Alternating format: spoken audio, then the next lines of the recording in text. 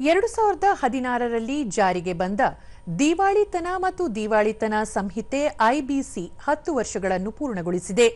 ಇದು ಜಾರಿಗೆ ಬಂದು 1 ದಶಕ ಕಳೆದಿದ್ದು, ಈ ಸಂಹಿತೆಯು ಕೇವಲ ಶಾಸಕಾಂಗ ಸುಧಾರಣೆಯಾಗಿ ಮಾತ್ರವಲ್ಲದೆ ಸಾಲದ ಮಾರುಕಟ್ಟೆಗಳು, ಕಾರ್ಪೊರೇಟ್ ನಡವಳಿಕೆ, ಹೂಡಿಕೆದಾರರ ವಿಶ್ವಾಸ ಮತ್ತು ಆರ್ಥಿಕ ದಕ್ಷತೆಯ ಮೇಲೆ ದೂರಗಾಮಿ ಪರಿಣಾಮಗಳನ್ನು ಬೀರಿರುವ ಒಂದು ಸಾಂಸ್ಥಿಕ ಪರಿವರ್ತನೆಯಾಗಿ ಹೊರಹೊಮ್ಮಿದೆ. ದೇಶದಲ್ಲಿ ಚದುರಿ ಹೋಗಿದ್ದ ದಿವಾಳಿತನ ಚೌಕಟ್ಟನ್ನು ಕ್ರೋಢೀಕರಿಸುವ ಮತ್ತು ಆಧುನೀಕರಿಸುವ ಉದ್ದೇಶದಿಂದ ಜಾರಿಗೆ ತರಲಾದ ಈ ಸಂಹಿತೆಯನ್ನು ಒಂದು ಮಹತ್ವದ ಸುಧಾರಣೆ ಎಂದು ಆಚರಿಸಲಾಗುತ್ತದೆ. ಇದರ ಅನುಷ್ಠಾನವು ವಸೂಲಾತಿ ಕಾರ್ಯವಿಧಾನಗಳನ್ನು ಸುಧಾರಿಸಿದೆ, ಜವಾಬ್ದಾರಿಯುತ ಸಾಲ ನೀಡಿಕೆ ಮತ್ತು ಪಾವತಿ ಪದ್ಧತಿಗಳನ್ನು ಉತ್ತೇಜಿಸಿದೆ ಹಾಗೂ ಭಾರತದ ಹಣಕಾಸು ಮತ್ತು ಕಾನೂನು ವ್ಯವಸ್ಥೆಗಳ ಮೇಲಿನ ವಿಶ್ವಾಸವನ್ನು ಬಲಪಡಿಸಿದೆ. ಮಾರ್ಚ್ 2026ರ ಹೊತ್ತಿಗೆ 1419 ಪ್ರಕರಣಗಳು ಪರಿಹಾರ ಯೋಜನೆಗಳನ್ನು ಕಂಡುಕೊಂಡಿವೆ.